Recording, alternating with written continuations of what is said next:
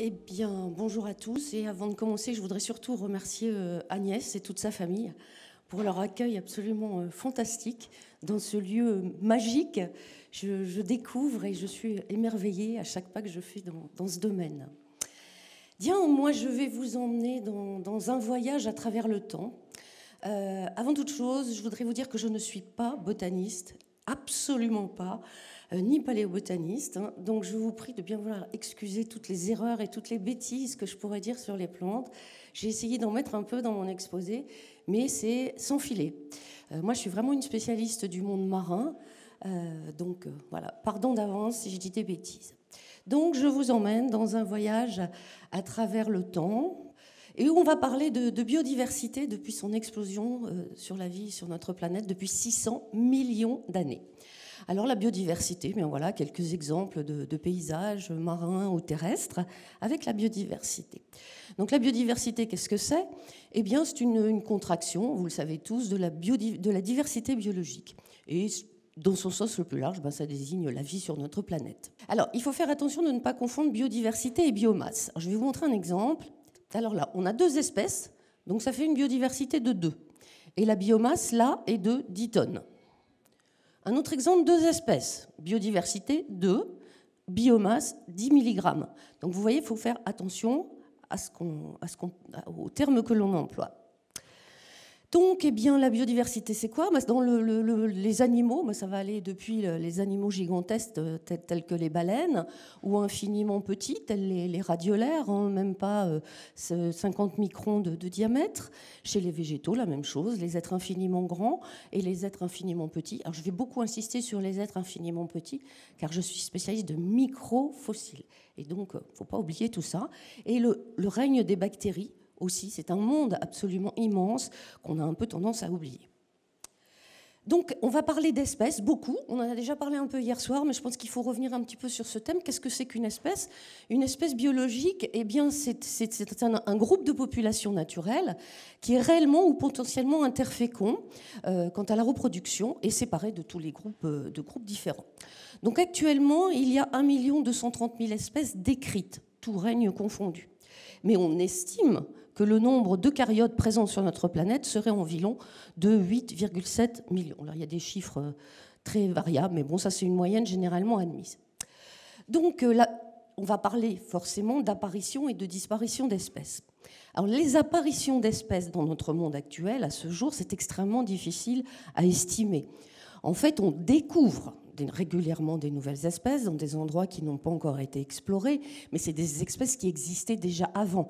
Pour savoir quand ça apparaît, c'est particulièrement compliqué. Alors, la domestication, le déplacement volontaire font muter les espèces.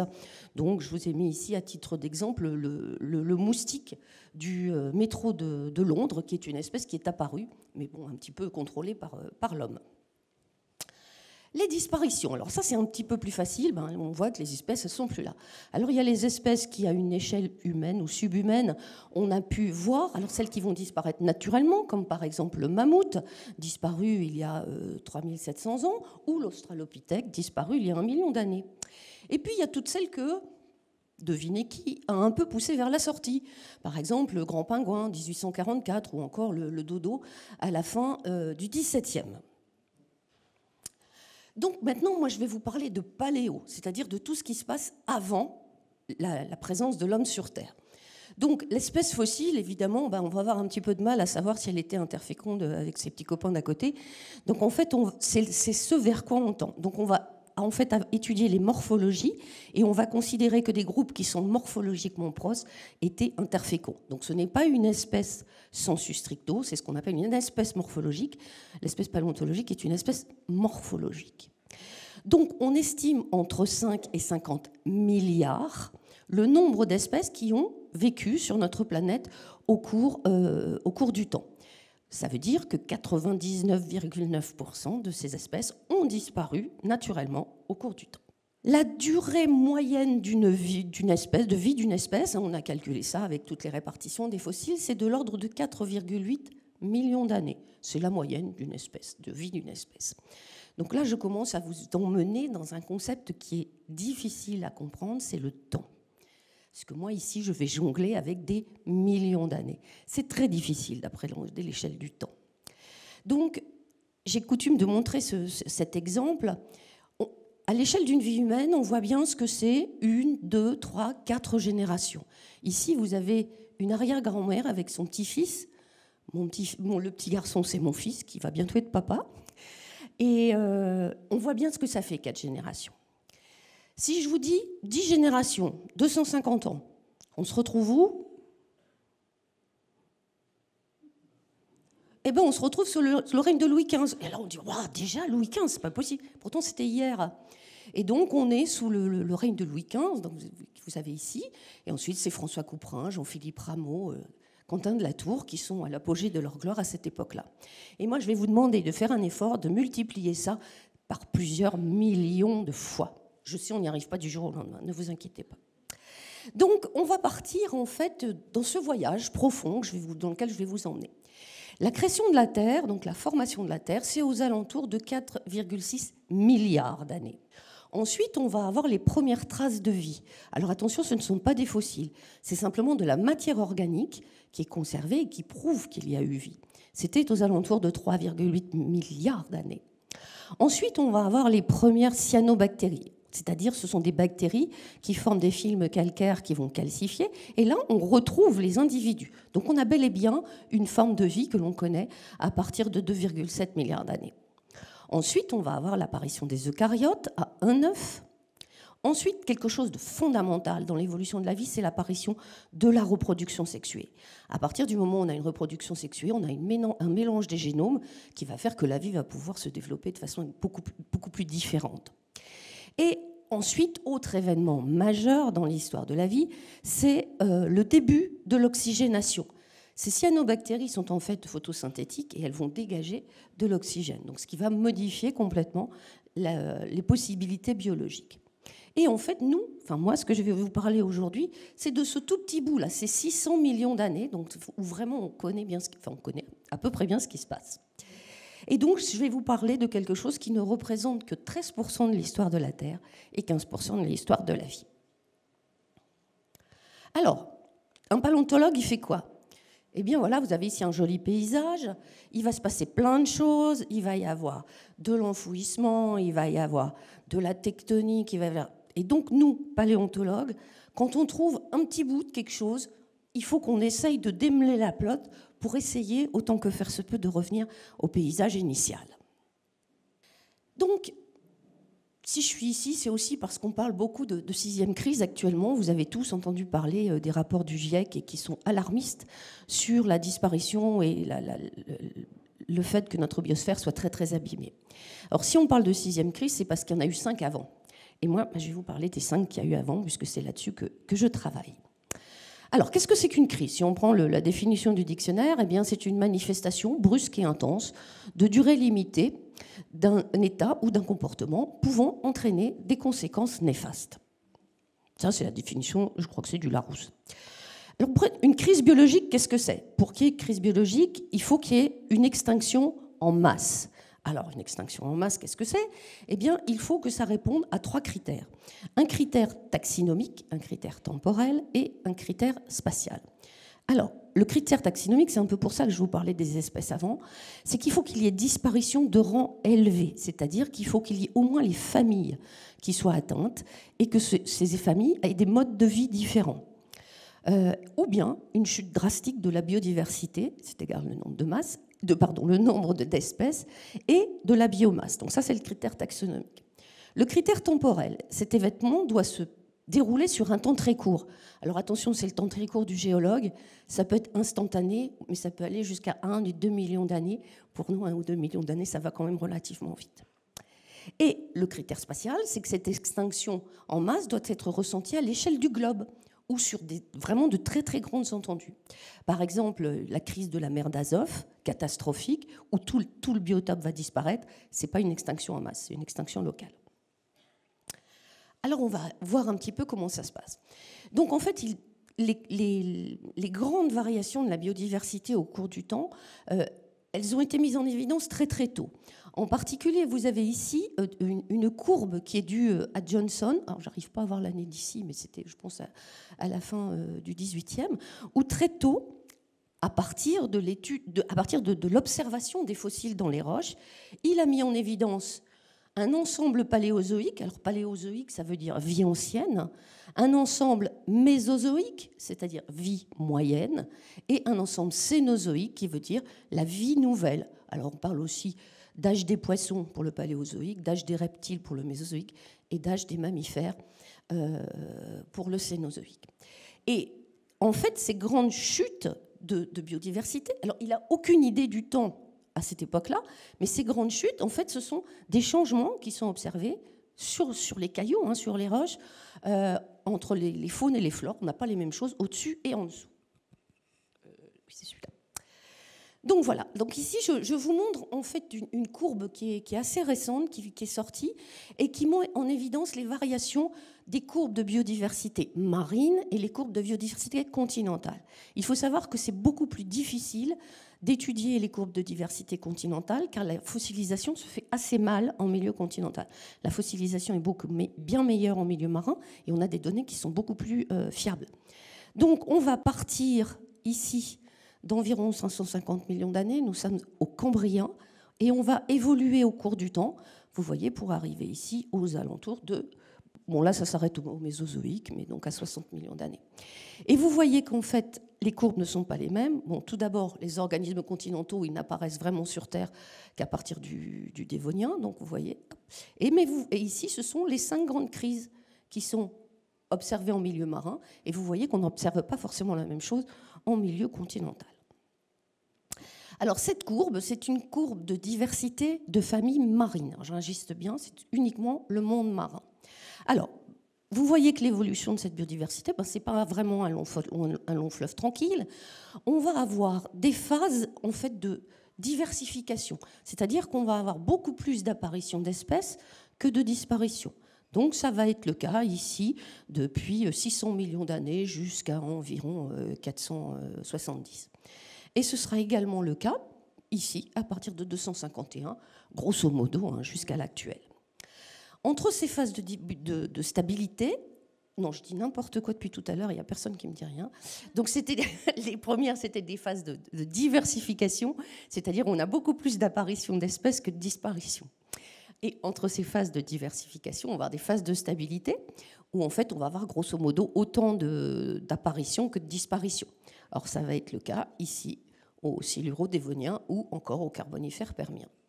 Et ces deux phases de diversification et de stabilité, elles vont être séparées par des périodes de crise.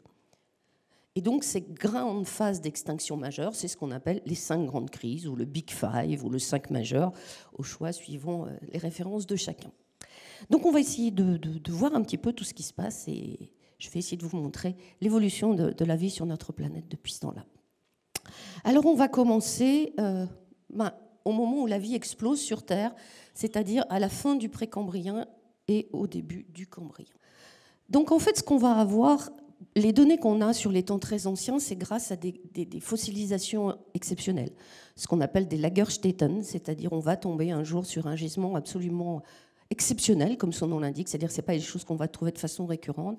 Et on va observer donc, dans ces faunes de l'édiacariens, qui sont donc de la fin du Précambrien, on va avoir des organismes, vous voyez, qui sont ici des organismes qui sont plats, des espèces de formes de galettes. Alors ce sont des conservations d'organismes mous. Pour l'instant, il n'y a pas de squelette. Et ces faunes, on interprète ça comme des faunes, ces faunes sont préservées grâce à des tapis microbiens et de la matière organique qui se serait déposée en même temps que le fossile. Alors ici, des reconstitutions, à quoi pouvait ressembler cette faune de l'édiacarien. Vous voyez des espèces de faune ou de flore, des fois, on ne sait pas trop ce que c'est, qui flotte au gré du vent, qui nage au gré du vent. Au gré du vent, au gré de l'eau, je dis n'importe quoi ce matin, pardon.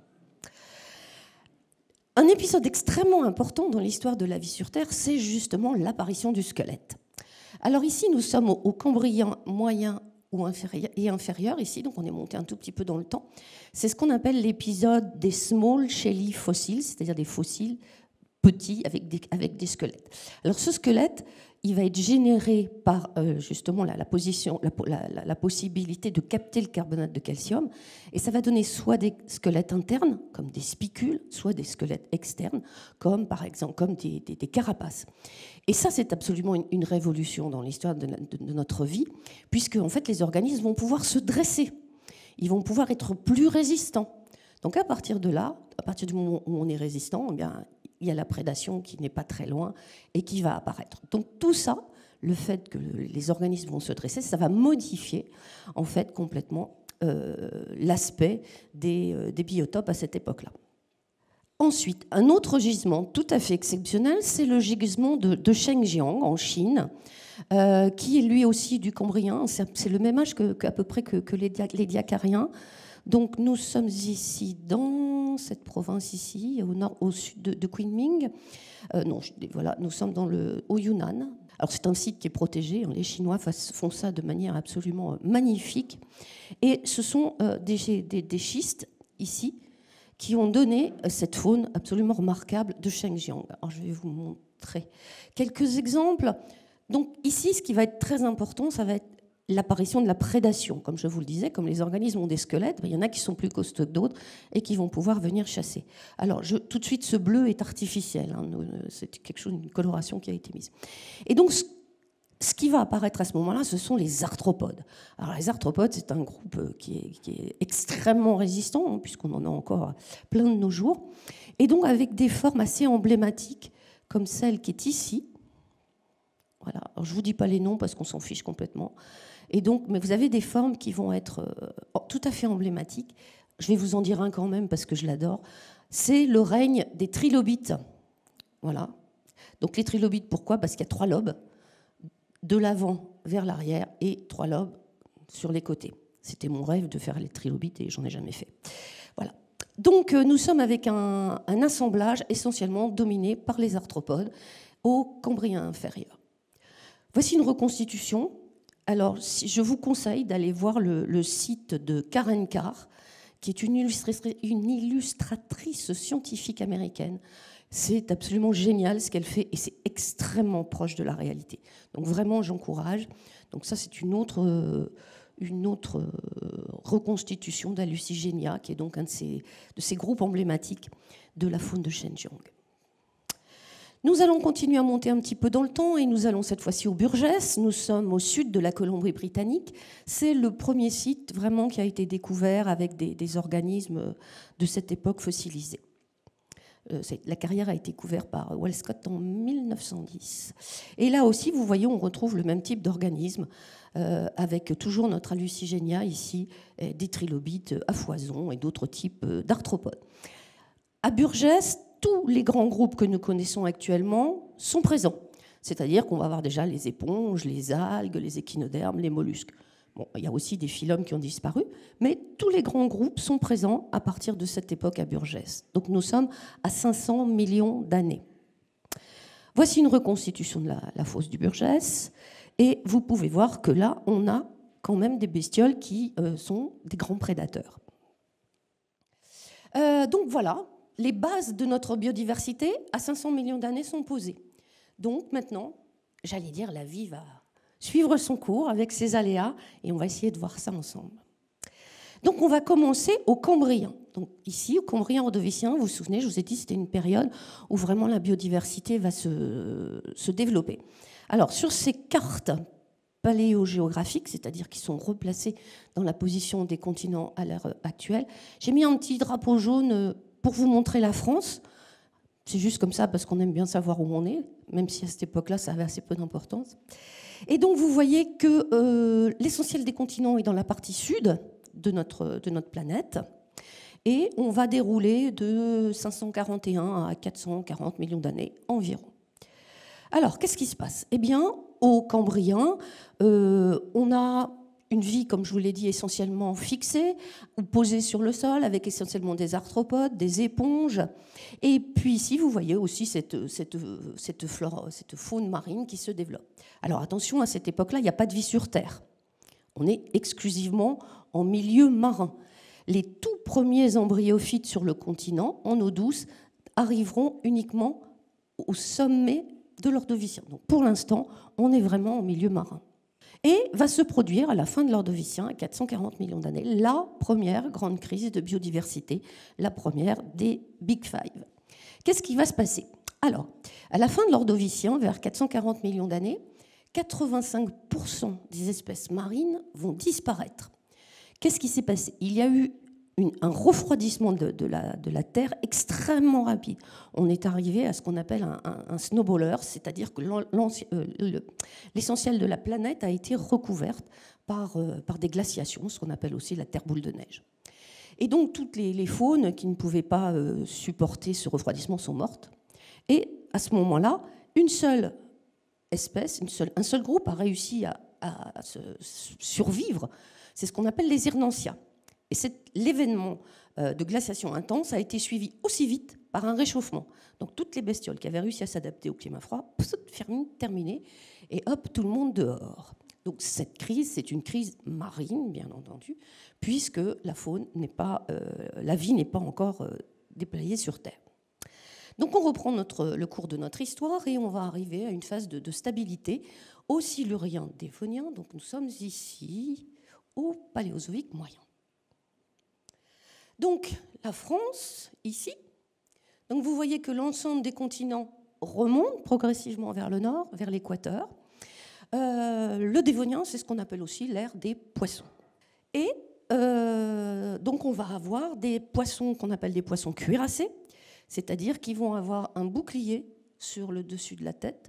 Alors ils n'ont pas encore de mâchoire, hein, ça c'est juste une extension de l'os, hein, ce ne sont pas des dents à proprement parler. Et on va avoir les toutes premières plantes sur le continent, avec le développement à une vitesse absolument exceptionnelle de ces végétaux à partir du moment où ils vont apparaître. Et c'est ce qu'on appelle la terrestrialisation. Alors j'attire votre attention qu'il ne faut absolument pas dire conquête des océans, conquête de la Terre. Aucun animal, aucune plante n'a décidé un beau jour de dire « Allez, hop, j'y vais, je vais conquérir la Terre ». Non. C'est à force d'adaptation et de changement paléo-environnemental que les plantes et les animaux se sont adaptés à la vie sur le continent. Alors, je vais essayer de vous parler un petit peu de la terrestrialisation parce que je pense que ça vous intéresse plus que ce qui se passe dans la mer. Donc à partir de l'Ordovicien, vers moins 470 millions d'années, se déroulent plusieurs phases j'ai dit colonisation et je l'ai écrit, vous voyez, hein, comme c'est bien entré dans la tête ça. Donc il va y avoir d'abord les végétaux, puis les arthropodes et enfin les tétrapodes.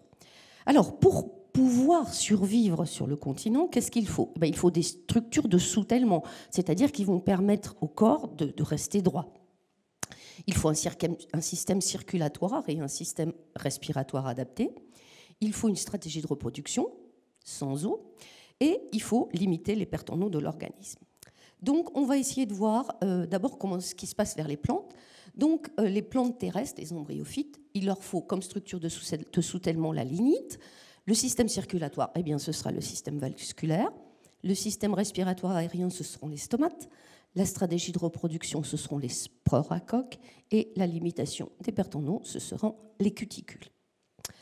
Donc on va essayer de voir ça un petit peu. Donc vous avez ici reproduit donc, le temps depuis le Cambrien jusqu'à l'actuel et les principales phases de ces modifications des végétaux. Donc vous avez ici les toutes premières spores qu'on a pu retrouver au niveau de l'Ordovicien. Alors je ne vais pas vous en parler parce que j'ai peur d'avoir l'air complètement bête, mais sachez donc qu'il y a ces organismes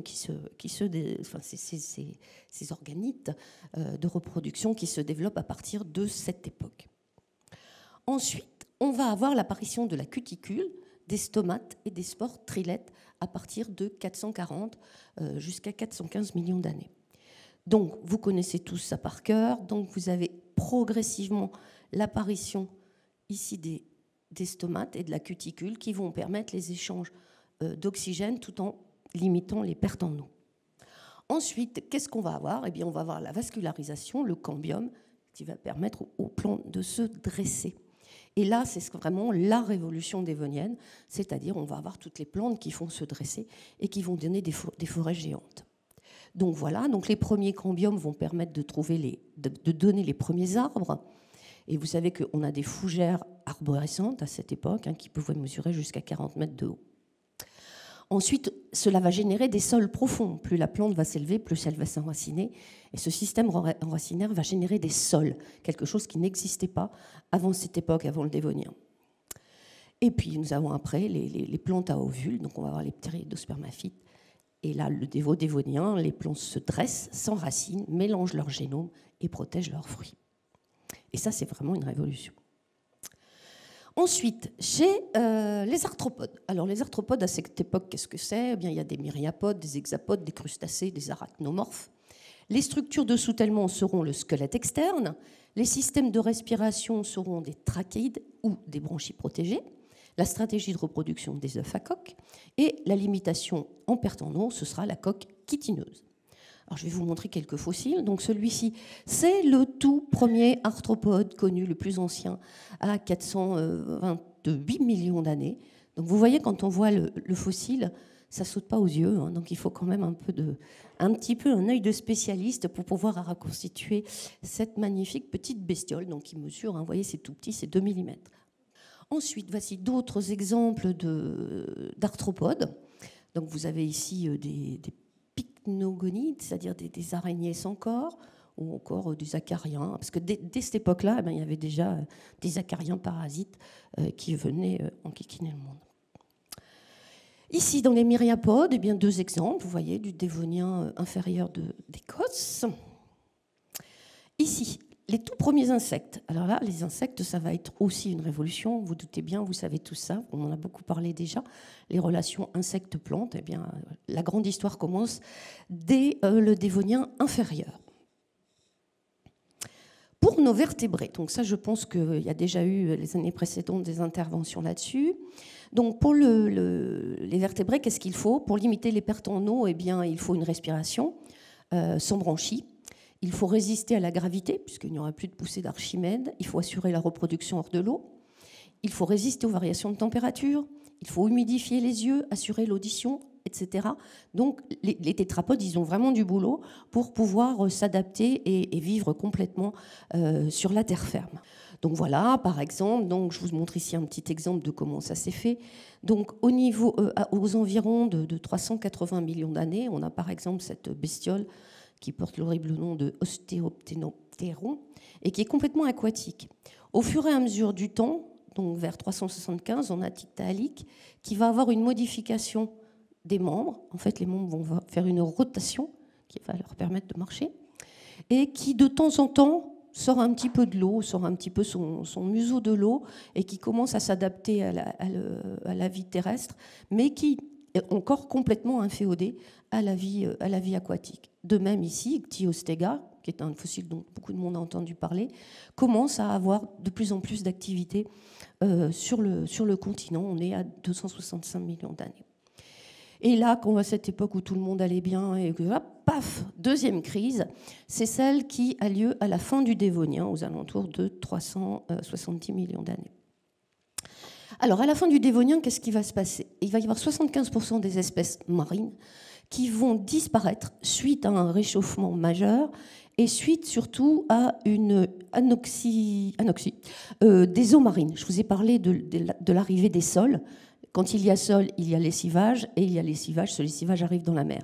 Et à cette époque-là, ça n'était pas très courant, et donc les animaux ont très très mal supporté cette anoxie dans les eaux marines. Donc des groupes complets vont disparaître, en particulier les poissons cuirassés, comme ceux-ci. On a aussi les tentaculides qui vont disparaître. Puis ça, je n'ai pas résisté, parce que c'est un ostracode, c'est les bestioles sur lesquelles je travaille. C'est des micro-crustacés qui sont entourés d'une petite carapace bivalve et qui mesurent 1 mm. Alors, ils n'ont pas l'air comme ça, mais ils sont super bien. Voilà, ça c'est fait. Donc ensuite, on va passer à une autre phase de stabilité, celle qui va être relativement longue, entre le Carbonifère et le Permien. Donc nous sommes entre 360 et 250 millions d'années. Alors, vous voyez, ici, les continents commencent à se regrouper et à remonter vers le nord. Donc la France est ici, et c'est la chaîne hercynienne. Donc la chaîne hercynienne, c'est le Massif central, les Vosges, voilà, qui commence à se former. Et voilà. Et donc, comment est la vie au Carbonifère? Bon, tout se passe bien, hein, la vie est belle dans les océans. On va avoir des poissons qui se développent, une vie extrêmement riche aussi dans les océans, avec des gastéropodes, toujours des trilobites. Enfin, la vie est belle, tout va bien. Et il y a de plus en plus d'organismes qui commencent à vivre dans la colonne d'eau. Sur Terre, au Carbonifère, au Permien, donc la terrestrialisation se poursuit. Les plantes sont géantes. Alors le Carbonifère, ça doit vous dire Carbonifère, charbon, sont les grandes forêts houillères hein, qu'on connaît dans le nord de la France ou ailleurs. Et donc cette végétation est complètement luxuriante avec vraiment un développement très très important sous un climat chaud et humide. Donc tout va bien, tout le monde est heureux. On a des grandes forêts de fougères. Alors la terrestrialisation se poursuit. Donc tout à l'heure, on s'était arrêté ici. Et donc, il y en a qui vont rester dans l'eau parce qu'ils trouvent que c'est bien. Et puis d'autres qui vont poursuivre leur terrestrialisation en acquérant vraiment maintenant 4 membres moteurs, en ayant une protection, un système de respiration sans branchies. Donc voilà, ça y est, ils sont parfaitement adaptés à la vie sur Terre aux alentours de 300 millions d'années. Alors, nous avons à cette époque, donc au Carbonifère, les premiers insectes volants, qui eux aussi vont se développer de façon rapide et géante. Hein. Nous avons des libellules qui ont plus de 2 mètres d'envergure. C'est quand même quelque chose, ça devait faire un peu de bruit quand ça circulait, cette histoire. On a aussi les fameux arthropleuras, 2 mètres, 1000 pattes de 2 mètres, Scrooge. Donc voilà, tout le monde va bien, tout le monde se développe et en profite. Je vais montrer quand même quelques ostracodes. Hein. Voilà. Donc, on a de très beaux ostracodes. Et là, les ostracodes, ce sont des organismes marins, essentiellement au départ. Et les premiers qui ont réussi à vivre sur Terre, ce sont ceux-ci, je vous les présente. Ils sont du Carbonifère inférieur en Écosse. Ce sont les tout premiers ostracodes d'eau douce sur Terre. Donc, et après, ils resteront soit en eau douce, soit en eau salée, mais personne n'est devenu indépendant de l'eau. Alors, on continue à monter. Nous arrivons au Permien. Nous sommes ici, et vous voyez que tous les continents commencent à se rejoindre. Alors cette partie sud ici, on en a parlé un petit peu hier soir, c'est le Gondwana, qui réunit l'Afrique, l'Amérique du Sud, l'Antarctique. Et ici en haut, c'est la Laurasia. Et en fait, le sens de l'histoire, c'est qu'à la fin du Permien, tous les continents seront réunis en une masse unique qu'on appelle la Pangée. Eh bien, au Permien, c'est pareil, on continue, la vie est belle, tout va très bien, on se développe, on grandit, on grossit. Et au Permien moyen, c'est le maximum de biodiversité jamais enregistré sur notre planète à cette époque. Sur la terre ferme, eh bien, des grands mammifères, des grands herbivores avec des grands carnivores qui se taillent la dispute pour occuper l'espace, des grandes forêts toujours, hein, des grandes forêts essentiellement de fougères. Mais au fur et à mesure que le continent Pangée va se former, il va monter vers le nord et il va faire de plus en plus chaud. Donc à partir du Permien moyen, on va commencer à observer des modifications dans les flores en particulier. Donc en fait, en milieu continental, ce qui va se passer, ça va se passer un petit peu avant la limite Permien-Trias, on va voir le changement entre des flores qui étaient particulièrement adaptées au milieu chaud et humide, hein, des grandes fougères, et au fur et à mesure du temps que l'humidité va baisser et que la température va augmenter, eh bien on va passer à des flores beaucoup moins exigeantes qui vont être adaptées à des climats beaucoup plus secs, toujours très chauds, mais beaucoup plus secs. Donc on va avoir essentiellement, ici vous voyez, des formes de ce type, dont le ginkgo que nous connaissons encore actuellement. Et nous arrivons à la plus grande crise de tous les temps, la crise du Permien-Trias. Donc voici la plus grande crise biologique de tous les temps, c'est celle qui marque la limite, qui définit la limite entre le Paléozoïque et le Mésozoïque. Elle a lieu à 250 millions d'années. À cette époque-là, toute la vie a failli disparaître de notre planète. 95% des espèces marines et 70% des espèces terrestres se sont éteintes. Alors, je pourrais vous parler pendant des heures de la limite Permien-Trias, puisque c'est mon truc, mais je vais faire bref. Donc en fait, à cette époque-là, qu'est-ce qui se passe? Il y a eu, donc je vous l'ai dit, la Pangée qui remonte vers le nord, donc on va avoir une modification de climat extrêmement importante. La chaleur va être de plus en plus intense. Comme on a un continent unique, on va avoir un climat hyper continental à l'intérieur, et des climats de mousson à l'extérieur. Donc tout ça, ça va vraiment déjà jouer sur la biosphère. Ensuite, le niveau marin va baisser de 250 mètres vertical. C'est-à-dire que ce n'est pas la mer qui recule de 250 mètres, c'est le niveau marin qui baisse de 250 mètres. Sachant que l'essentiel de la vie est concentré sur le plateau continental, toutes nos petites bêtes et toutes nos petites plantes, vous imaginez bien, elles ne sont pas vraiment appréciées. Donc ça, c'est la deuxième chose. Troisième chose, à cette époque-là, on va avoir des émissions volcaniques absolument gigantesques. Vous avez peut-être entendu parler des trappes du Décan. Eh bien, à la limite Permien-Trias, il y a eu bien pire. Il y a eu les trappes de Sibérie. Ce sont des milliers et des milliers de kilomètres cubes de lave qui vont s'accumuler pendant près d'1 million d'années, des gages de gaz toxiques, des gages de gaz à effet de serre, donc vous voyez, tout ça, super sympa. Et quand tout ça va se terminer, eh bien, on va revenir à une vie à peu près normale, mais très peu d'espèces, enfin, vraiment, ont réussi à résister. Donc le gros challenge pour nous, maintenant, scientifiques, c'est de trouver où étaient localisés les milieux refuges des bestioles qui ont réussi à survivre. C'est là le truc intéressant. Donc voilà, qu'est-ce qui va disparaître? Eh bien, comme à chaque fois, c'est toujours le milieu récifal qui trinque le premier, si vous me permettez cette expression. On a les rugueux et les tabulés qui vont disparaître. On a les fusulines, qui étaient des grands foraminifères benthiques qui disparaissent. Mes petits trilobites chéris qui sont tous partis à cette époque-là. Les euryptérides, qui étaient des scorpions, qui ont disparu aussi également. Et puis les goniatites, qui étaient un groupe en fait ancêtre des ammonites. Sur les espèces terrestres, en fait, vous voyez ici, c'est la crise qui se situe ici. Donc on va passer en fait à un monde essentiellement composé d'amphibiens, à un monde qui va être essentiellement composé de reptiles. Donc on va avoir ensuite un petit rebond au niveau du Trias. Donc au Trias, vous voyez, notre plongée est formée et nous nous situons ici. Donc ce qui va être vraiment marquant à cette époque-là, c'est la lenteur de la récupération après la crise. Parce qu'en général, quand il y a une crise biologique, la résilience des organismes est tellement puissante que ça va relativement vite pour revenir à une situation normale.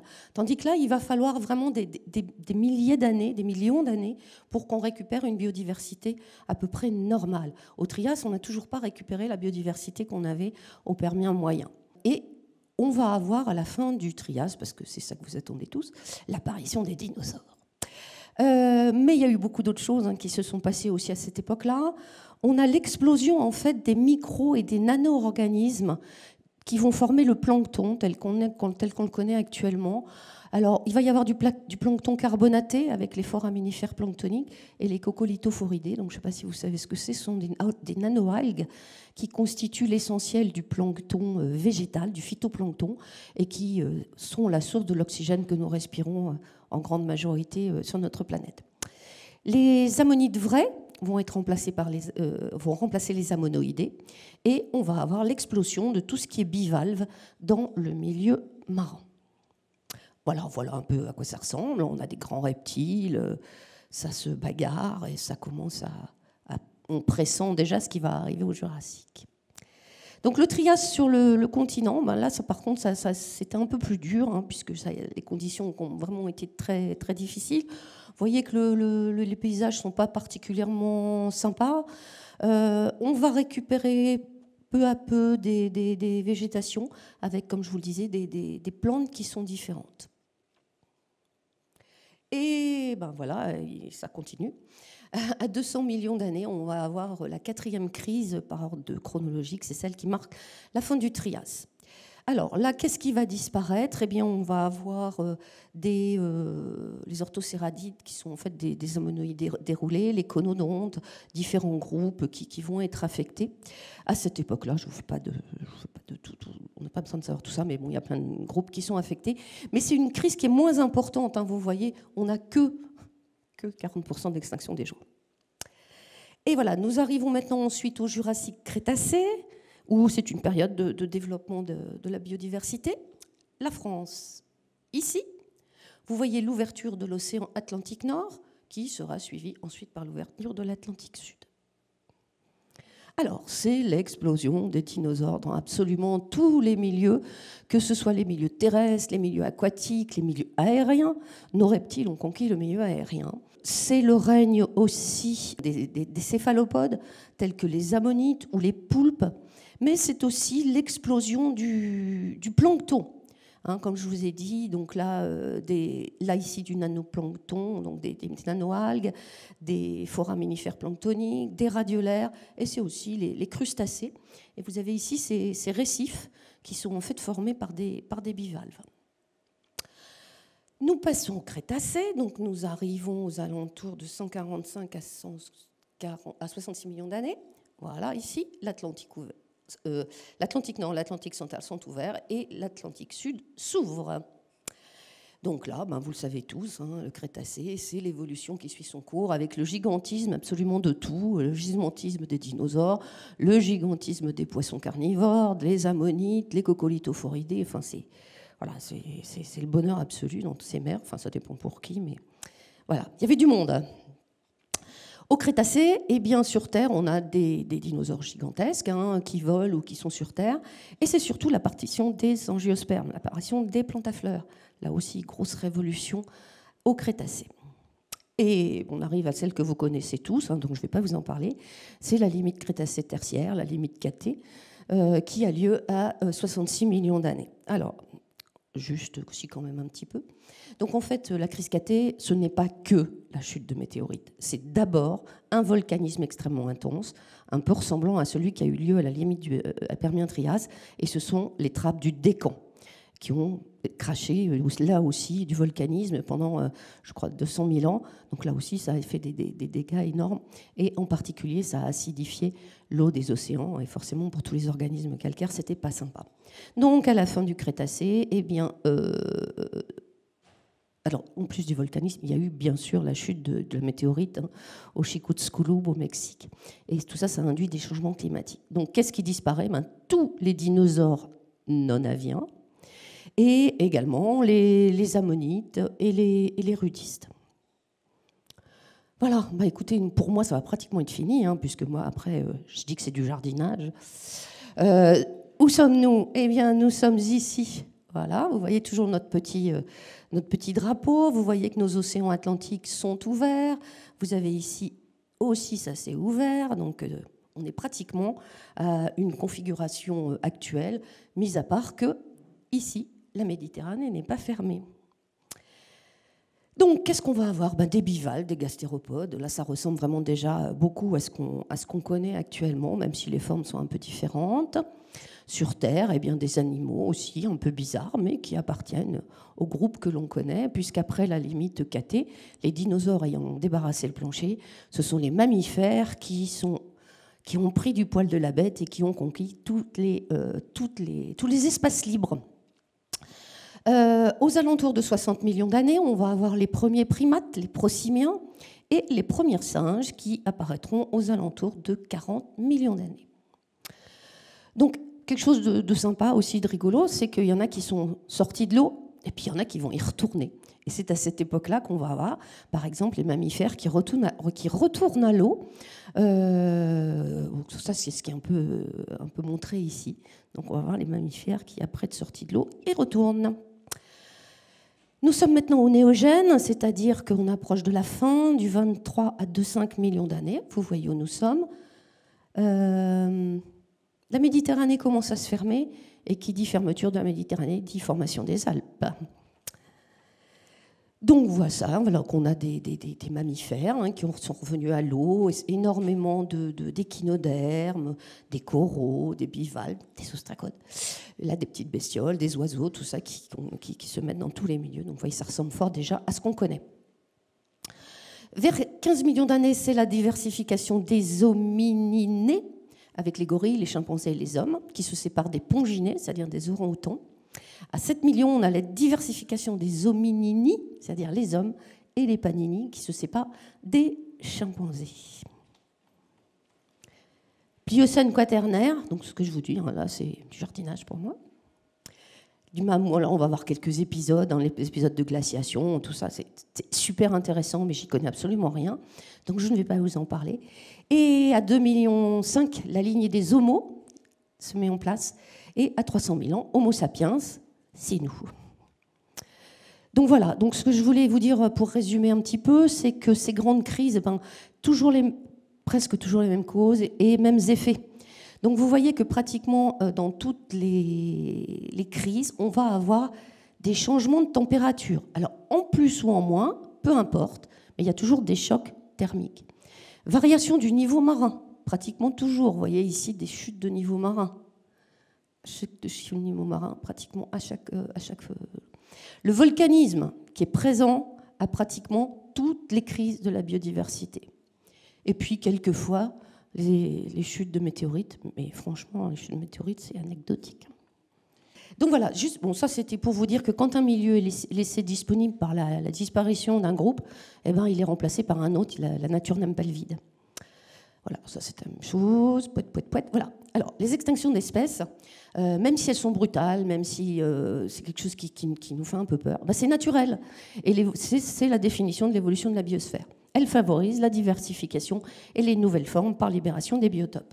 Alors la seule chose, c'est qu'actuellement, il y a un petit souci, c'est qu'il y a une espèce qui domine un petit peu trop la biosphère, et c'est l'Homo sapiens, et voici la 6e crise. Donc il y a des choses qui sont naturelles contre lesquelles on ne pourra jamais rien faire. C'est tout ce que je vous ai parlé avant, les chutes de météorites, le volcanisme, les tsunamis, les tremblements de terre. On n'y peut rien, notre planète est une planète vivante, il faut qu'elle s'exprime, et elle s'exprime, et c'est normal. Par contre, il y a un certain nombre de choses qui sont un petit peu moins... l'agriculture extensive, la surpêche, les espèces invasives, toutes ces choses. Donc, le message que je veux passer ce matin, c'est le taux d'extinction des espèces aujourd'hui est estimé entre 100 et 1000 fois plus élevé que le taux moyen d'extinction des espèces qu'on a connu jusqu'ici. C'est-à-dire une rapidité d'extinction 10 à 100 fois plus forte que tout ce qu'on a connu au cours des temps géologiques. Et on en est à un tel point que actuellement les calculs qui sont faits, on estime la durée de vie d'une espèce à 100 000 ans, alors qu'elle était de 4,3 millions d'années au cours des temps géologiques. Donc ma conclusion, c'est ralentissons. Merci beaucoup à tous. Merci Sylvie. Je voudrais aussi signaler la présence de Madame Billon, directrice du Muséum d'histoire naturelle, qui a eu la gentillesse de nous prêter tous ces fossiles.